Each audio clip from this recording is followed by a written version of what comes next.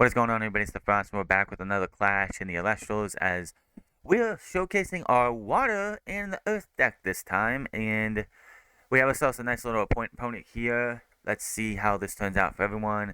As we get started, they are actually going to be starting the Clash themselves. They drew their 5 cards, and they're very, they're thinking about it, and they're asking, what do you do for a mulligan? So they're going to be mulliganing their first 2, dropping themselves down to 18 spirits, as you must expend 2 spirits to put all your cards back to try and get yourself a new deck, a new starting 5. I was told during this clash that you're supposed to show your opponent what you're mulliganing, but I've never heard that before, so I don't know if that's true or not. Let me know in the comment section below what the actual ruling is, because it just doesn't make any sense. Why should I show what I'm sending back to my deck? It just doesn't make any sense.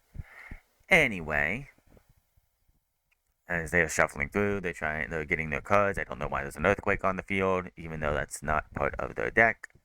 They're sitting here, shuffling. And they get their next hand here. So obviously, what's the very first thing you're going to do? One of the biggest staple cards of the game, coming at you in every single clash. It seems like I have them in my main deck, not my first deck, not the deck I used today in this clash, but they go down with the Thunder Spirit. Obviously, what are they going to start with? They're going to start with an Ash Drabbit. They're going to put it in defense position. Look at the top 3 cards on their deck. I can see 2 of them. I don't want to see that, but they're going to pick one. The one they picked, I did not see. Thank goodness here. But, yeah.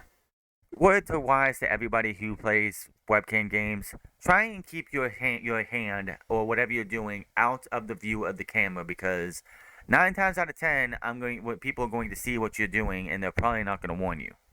So try and keep it back as far as possible. Then they put the Mount Olympus up. Not a bad start right there, boosting it to a 6 defense, making it almost impossible to get over, even though a 5 defense is definitely hard to get over as it is. They're also going to put down 2 a water and an earth spirit. What is this for? Why, it's for the Nectar of the Gods. Get a little bit of that sip of the nectar, get those 2 cards drawn to hopefully help you out in this clash as we go through it. So they're going to draw 2 cards.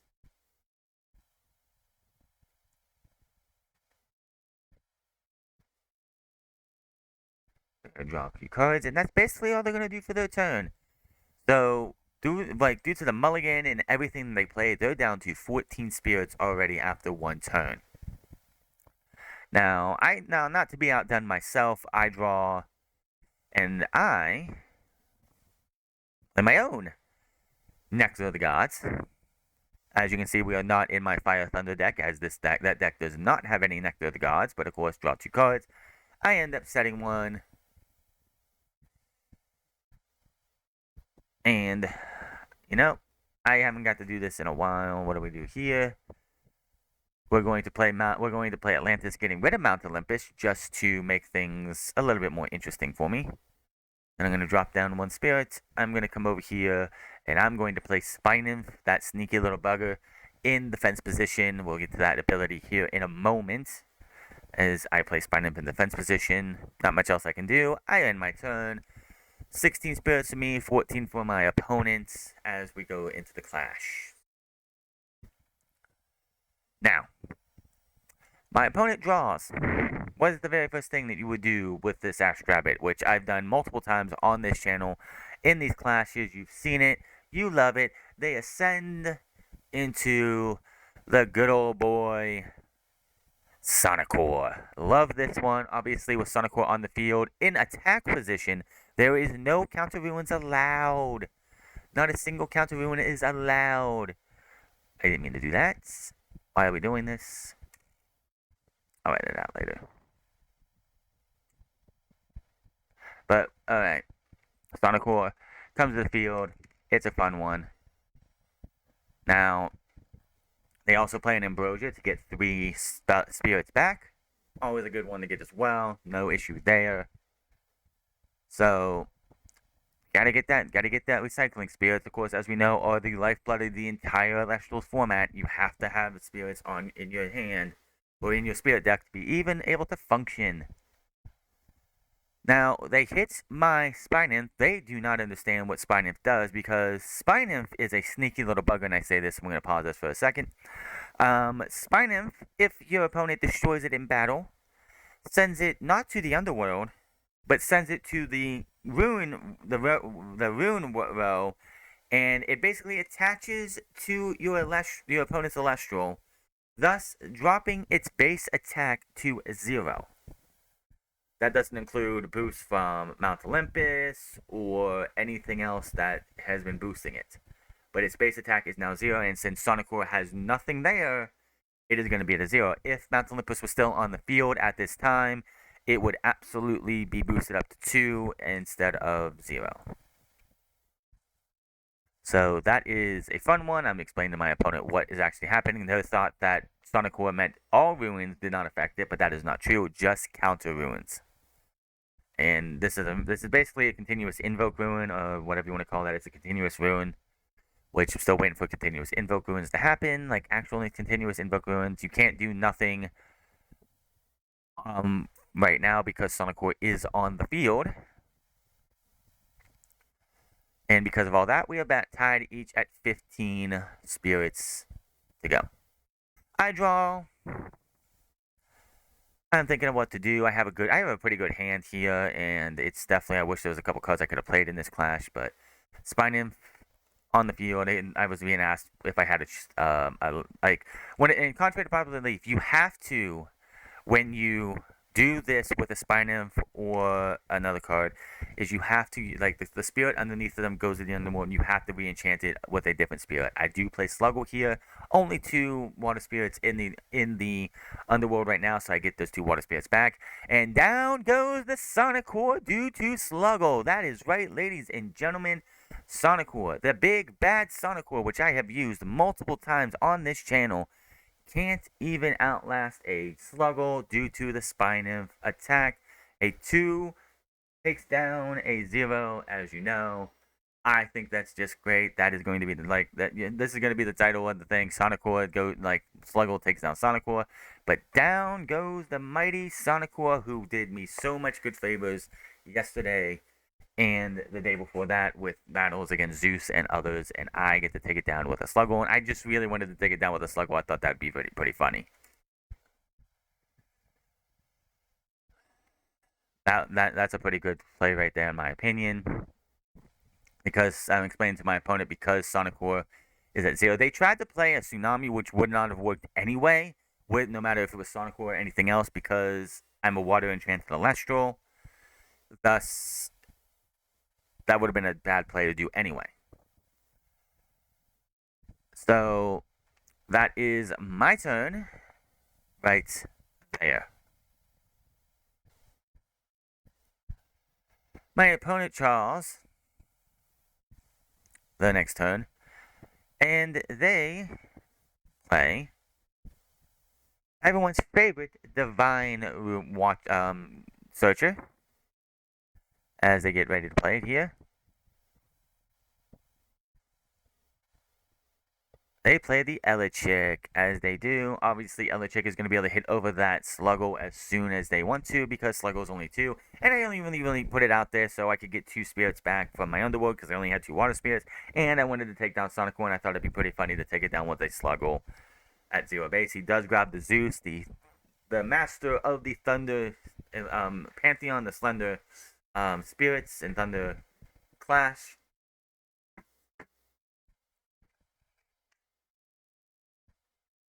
Now,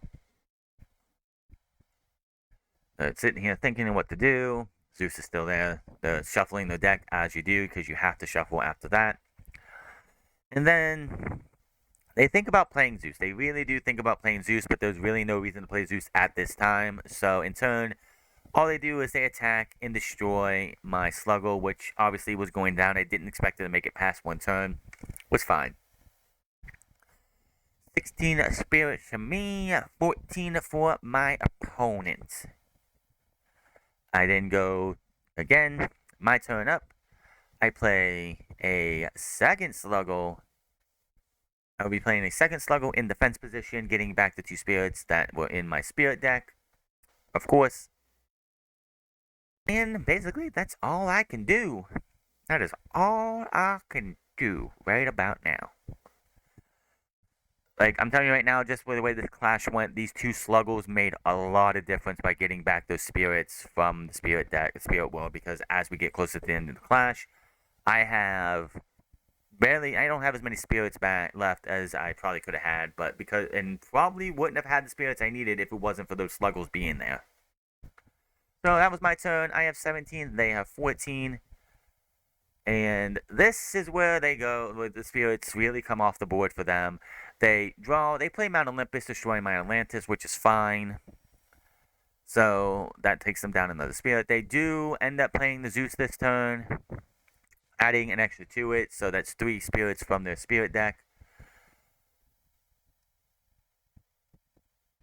Then, this next play, I will never suggest anyone to ever do. They're going to take the Elichick. They're going to ascend the Elichick into one of the worst cards in all of Celestials, a Galvenom. Galvenom's effect is they must burn and expend 3 spirits to destroy 2 cards, up to 2 cards, on their opponent's side of the field. This is a bad card to play. I will never suggest anyone to ever play Galvenom. It makes absolutely no sense. There are so many better Thunder cards to play, especially 2 costs, than Galvenom. If you get the Imperial starter deck and you have extra cards, get rid of Galvenom immediately. Galvenom is one of the worst cards. Its design's fine, 2 costs fine, attack whatever, but it is one of the worst effects in the game. I end up burning the 3 to destroy my 3 cards. I end up losing 2 myself. And after all of that, they go from 14 to 7.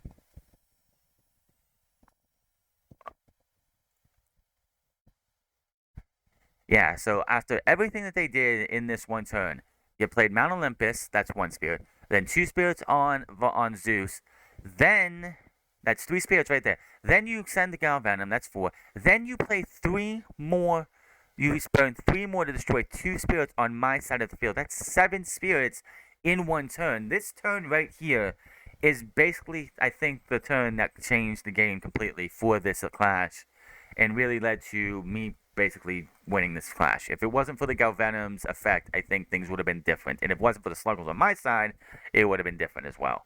But they do pop me for 2, putting me to 15 spirits to their 7. So, yeah.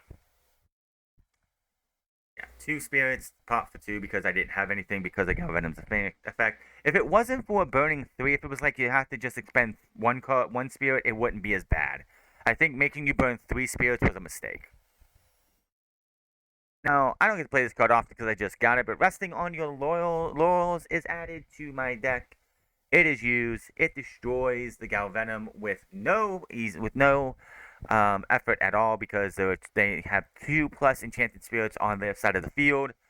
I think resting on your laurels is one of the most broken staple cards out there because it doesn't need much for you to just wreck the opponent's turn and basically get it back. I get why it was made, especially if you have an opponent that has like 2 or 3 Illustrials on the field, but it feels a little broken in my opinion. Now, I will expend 1 spirit. I have my list.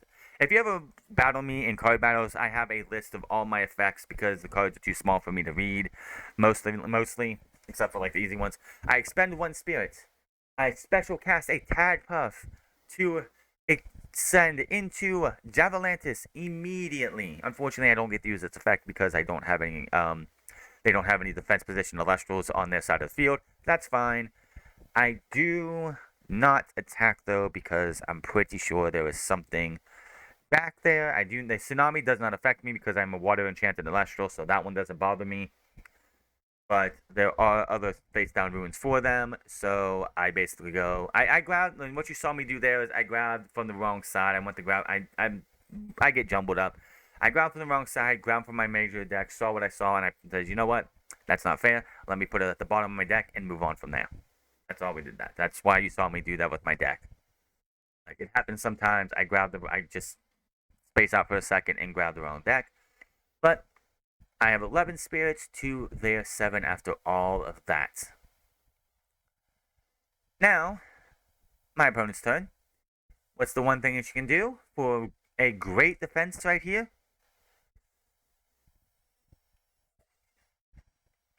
They play Astral Rabbit in defense position to get another top 3 card look. You grab one, you put the other 2 back, you shuffle, you know the ins and the outs of Alestrals. I did see a Boom Bat there, ha ha ha ha ha. That one does come back to bite me. I didn't notice that when I was playing real time, but yeah. The top 3 cards, they shuffle their deck, then they are going to end up passing. Not much else you can really do. I mean, unless you want to get rid of one of those counter ruins or ruins at the bottom to play something else, your back row is kind of filled, so there's not much you can do. I am kind of mad I couldn't get a tornado for this game and play it. I do have some tornadoes in my actual deck, and unfortunately, I didn't get to play it in this thing, and you'll see how this clash goes as we're getting close to the end of this clash. But they do shuffle the deck and they pass. Now, here, if I can pause this, I'm here. This was a turning point for a little bit because I will say I had a Majesty in my hand the entire time.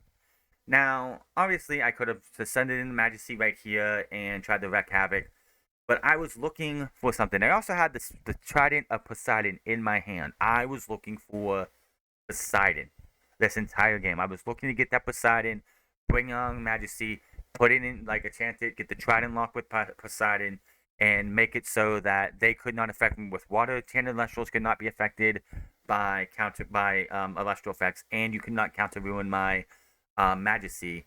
And I just couldn't get Poseidon. I found out after the game was over that Poseidon was the next to last card in my deck, and this deck doesn't have really any way to shuffle cards to be able to try and boost my chance of getting that Poseidon. Got to work on that. So, my card, and I decide I'm gonna go with the Veritaqua, the Stellar boost, the Stellar Veritaqua, which looks awesome because Veritaqua gets to it gets to take and it gets to attack a defense position Alestral, do no damage, and destroy an Alestral no matter what its attack defense is. I do that. I try to attack with the Javalantis to get 2 on them. They use Shield of Achilles, which basically is much better because that burns them for 3 instead of burning them for 2. So they go from 6 to 3. They're down to 3 spirits at this time. They draw. They play that Boom Bat that we saw drop down earlier here in a second, and I'm thinking, okay, they're just gonna, disenchant. Boom! I lose my Veritaqua, and they lose their Boom Bat. But no, this was something I don't see many people do. They disenchant from Zeus, dropping my Veritaqua basically to 0 attack, and destroy it with Boom Bat. Not too many people are going to sit there and use a Boom Bat for anything more than just, hey ha, kaboom, you die.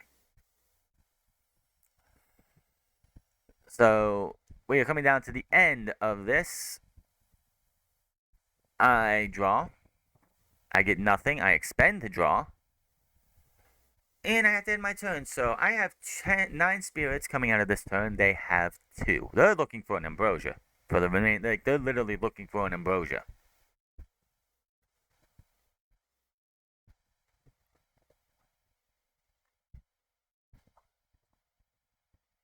Yep.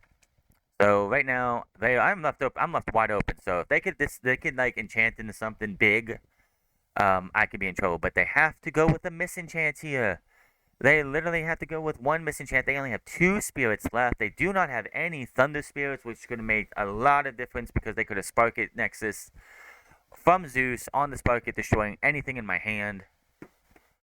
And unfortunately, they have to just set Nexus. They just have to misenchant what a Earth Spirit it looks like on Spark It. They get me for another 2 because nothing I could really want to do. So I have 7. They have 1. They're still looking for that ambrosia. But look what I'm gonna draw. I draw the ambrosia they were looking for to get 3 spirits back on my own.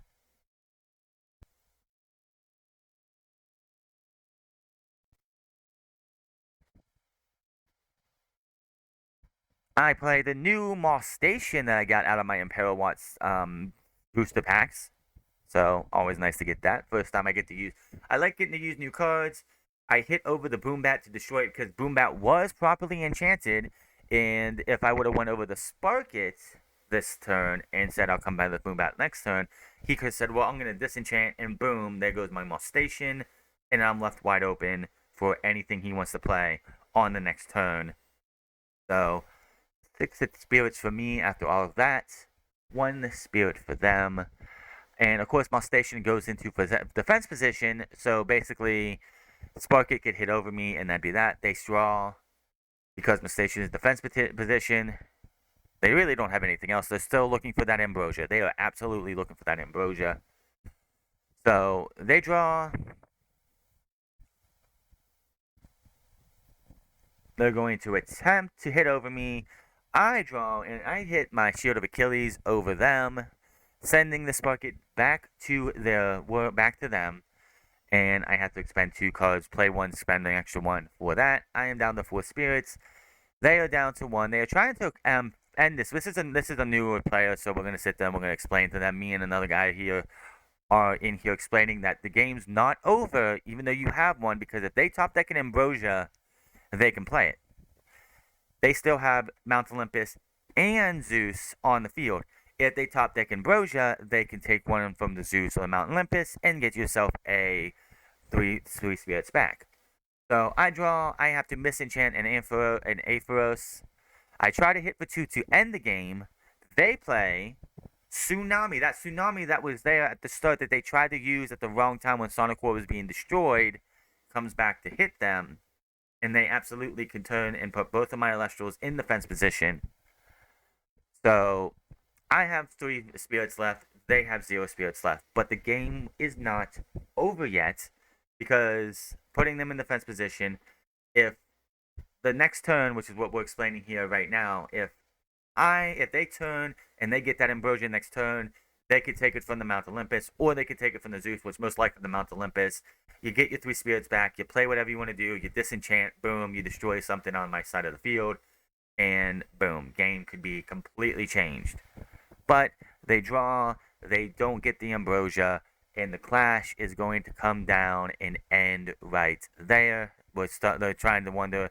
This is something else that a lot of new Celestial players, you need to listen to this last bit. You are not out of the game yet if you're out of spirits in your spirit deck. If you have to expend while it's empty, yes. But if it's one of those things where you expend, like they caught you 1, but you still have spirits on your field, you can still play if you get an ambrosia. Because you can play that ambrosia, taking probably from Mount Olympus in this scenario, get 3 spirits back, have a 1 cost, and boom, you can continue going. But nope, no ambrosia for them. That is going to be the clash, and that is another win for here. Hit that subscribe button, comment down below, like or dislike this video. I hope you guys enjoyed this clash, and I will see you guys for the next one, hopefully very soon. Until then, my name is The Front, and I'll see you guys later.